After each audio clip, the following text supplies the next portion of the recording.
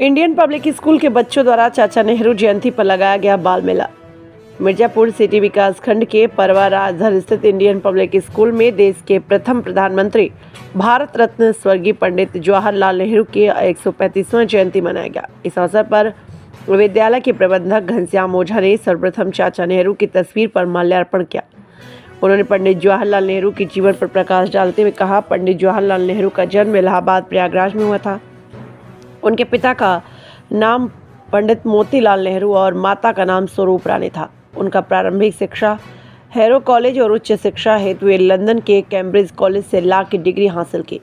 उनका विवाह कमला नेहरू से हुआ। उन्हें एक कन्या हुई जिनका नाम इंदिरा गांधी था। श्री ओझा ने कहा कि देश की आज़ादी से लेकर जीवन पर्यंत नेहरू जी देश के विकास में सदैव संघर्ष करते रहे। श्री ओझा ने कहा, चाचा नेहरू बच्चों से बहुत प्यार करते थे, इसलिए उन्हें बच्चे प्यार से चाचा नेहरू कहकर पुकारते थे। श्री ओझा ने नेहरू जी के बाल जीवन से जुड़ी अनेक रोचक जानकारियां भी साझा की।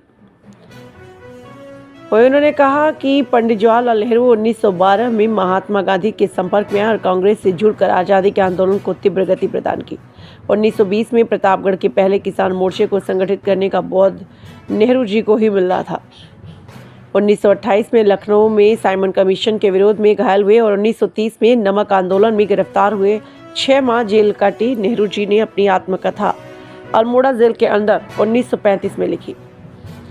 उन्हें देश की आज़ादी दिलाने में कुल 9 बार उन्हें जेल जाना पड़ा। जब देश 15 अगस्त 1947 में आज़ाद हुआ तब देश के पहले प्रधानमंत्री के रूप में पंडित जवाहरलाल नेहरू चुने गए। उनकी कर्मठता को देखते हुए 1954 में उन्हें देश के सर्वोच्च सम्मान भारत रत्न से सुशोभित किया गया। प्रबंधक घनश्याम ओझा के द्वारा फीता काटकर मेले का उद्घाटन किया गया। बच्चों द्वारा विविध प्रकार के आकर्षक स्टॉल लगाए गए। विद्यालय के प्रबंधक अध्यापकों द्वारा बच्चों को नेहरू जयंती के अवसर पर टॉफी, पेन, पेंसिल, इरेजर आदि सामान वितरित किया गया। कार्यक्रम की तैयारी कराने वाले अध्यापकों में कल्पना ओझा, बुलबुल राही, श्रेया सिंह आदि लोग सम्मिलित रहे।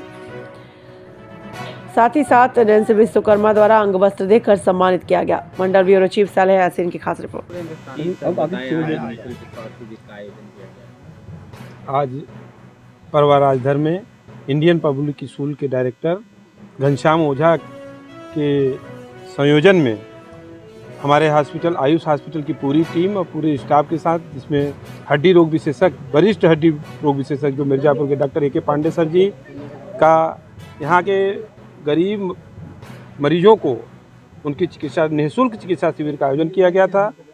हड्डी रोग विशेषज्ञ के साथ चर्म रोग विशेषज्ञ डॉक्टर जे.पी. बिंद जी थे और हमारे बीच में हमारे मित्र डॉक्टर एस.के. गुप्ता जो डेंटोलॉजिस्ट हैं।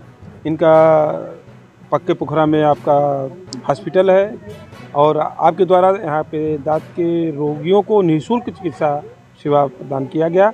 और मैं डॉक्टर सी.एल. बिंद, आयुष हॉस्पिटल का डायरेक्टर, मेरी पूरी टीम, मेरे स्टाफ आज यहाँ पे कम से कम 400-500 मरीजों का हम लोगों ने निःशुल्क सेवा प्रदान किया।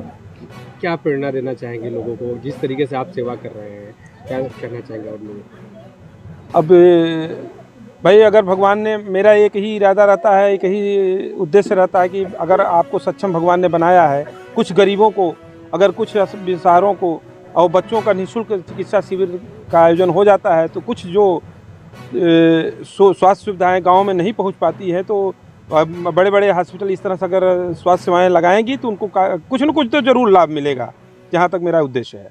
ठीक सर। आज आयुष हॉस्पिटल के सौजन्य से इंडियन पब्लिक स्कूल, जो कि इन क्षेत्रवासियों का है, मैं तो एक सेवक के रूप में हूँ। परमात्मा ने मुझे भेजा है, न मैं कुछ लेकर के आया था और न कुछ लेकर के जाऊँगा। सिर्फ सेवा जब तक करूँगा यहीं लास्ट तक बचा रहेगा। तो आयुष हॉस्पिटल के मैनेजिंग डायरेक्टर हमारे बड़े भाई डॉक्टर सी.एल. बिंद जी अपने पूरी अस्पताल के टीम के साथ, जो लोग भी इनके हॉस्पिटल में जुड़े हुए हैं, इनसे ऐसे तमाम वरिष्ठ डॉक्टरों को लेकर के पूरी टीम के साथ आए हुए थे, जिसमें चर्म रोग विशेषज्ञ doctor S K. Gupta, doctor J P. बिंद,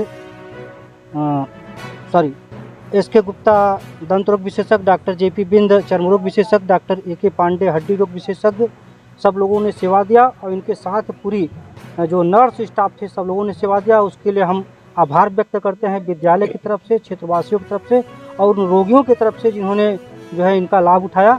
और सिर्फ इन्होंने केवल चेकअप ही नहीं किया, बल्कि हम समझते हैं कि कम से कम 50,000 से ऊपर की दवाइयाँ भी वितरण किया।